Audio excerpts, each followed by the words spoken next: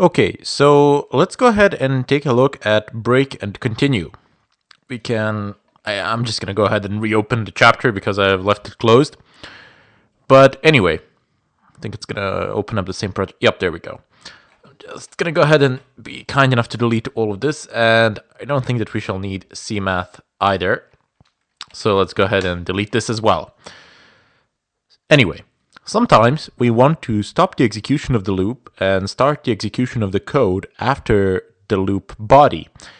What we can do, well, we can achieve that by using break, which breaks out of the loop. So we'll get to continue, but let's first deal with the break. With break, you can get out of the loop prematurely and go to the next line of code outside of the loop. So we're gonna go ahead and enter some program. I don't know, just for the demo purposes, in sum equals 0, and we're gonna go ahead and type in for int I equals 1. I yes, let's say we're equal to 50 plus I. This was painful. Int number. I'm sure you have seen a very similar example to this one before. Std : enter number or -1 to end, or to, I don't know, or to exit. It doesn't really matter. It doesn't make a difference at all. Let's provide a way for a user to input it. Std :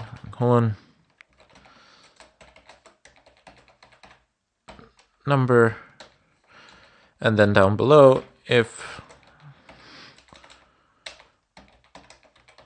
I'll explain in a millisecond, but let me go ahead and write some of the code. Sometimes I explain it as I write it, sometimes I just write it and then I explain it, and sometimes I just have it written and then explain it. This is going to be the last line, so no worries that I shall write now.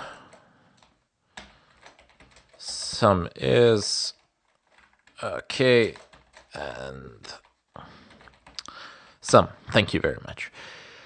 Okay, so nothing strange here.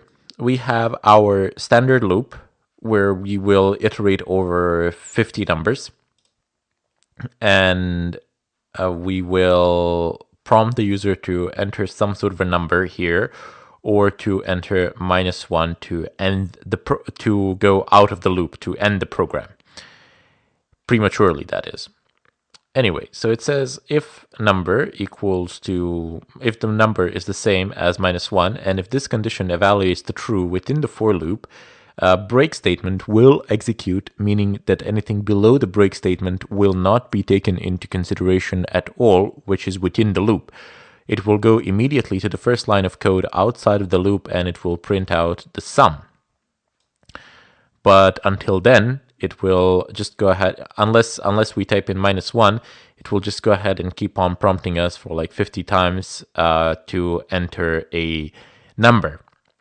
And for, that number will be added to itself continuously. Well, not to itself, because every time we will enter some number, and that number will be added to the previous sum of the numbers that we have added, and we will get the total sum of all the numbers that we have actually inputted. If we want to exit before we reach 50, before this condition here becomes false, we can enter -1 and be done with it. So let's go ahead, compile and run, build and run. Oops. Control S to save. Yes. No. Oh, dude, come on. Don't do this to me. Save file as. Don't you have like quick save? Fine, whatever. Yes, I would like to replace it. Thank you. Now, what in? Okay, so once again, I am not as stupid as I look or as I sound. Yes. New build. Run. Huh, this is interesting. Okay. Let's go about it this way. Build.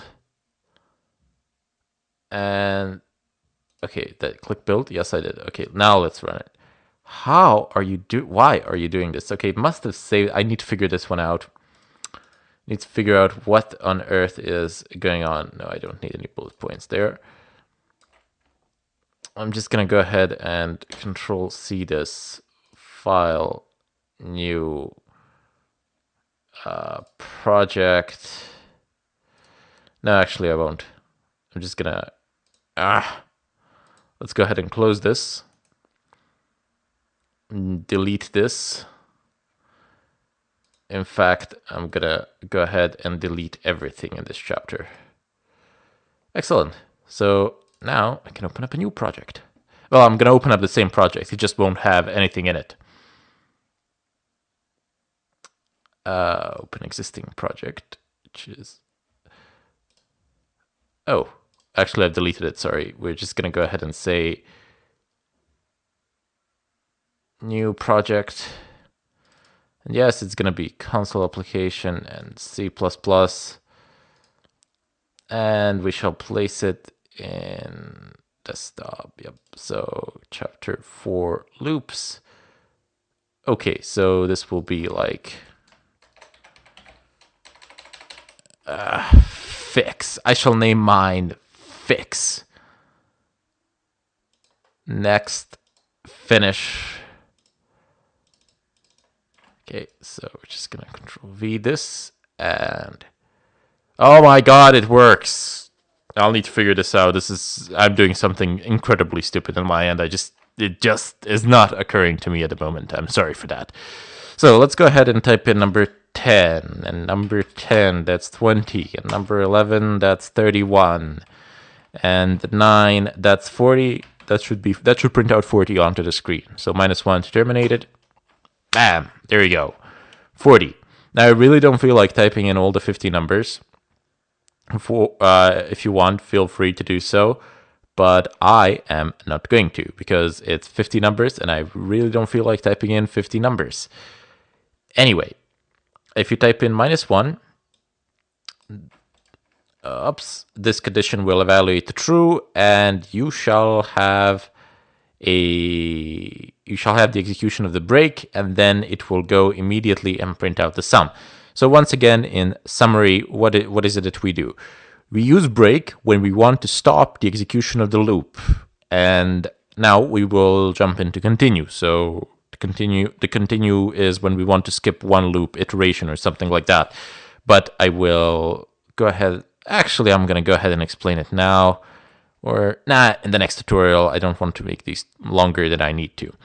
Anyway, break is used to break out of the loop if, I don't know, for whatever reason. If certain condition is met, or if you want to prematurely terminate the loop, or something like that. In general, what will happen here is, one more time, break will execute everything below the break within the loop until the closing bracket will get omitted. It won't be executed, and the machine will go to the next line of code below the for loop, or below the loop in general. It doesn't need to be a for loop. It can be a while loop. It can be for each loop. It can be whatever. Here, you will be able to use the break statement in order to break out of the loop. That's why it's called break. And it will do whatever it is down below. It won't just execute one line. It will execute all the lines that are below unless stated otherwise. Anyway, bid you farewell here, and in the follow-up tutorial we will go into continue.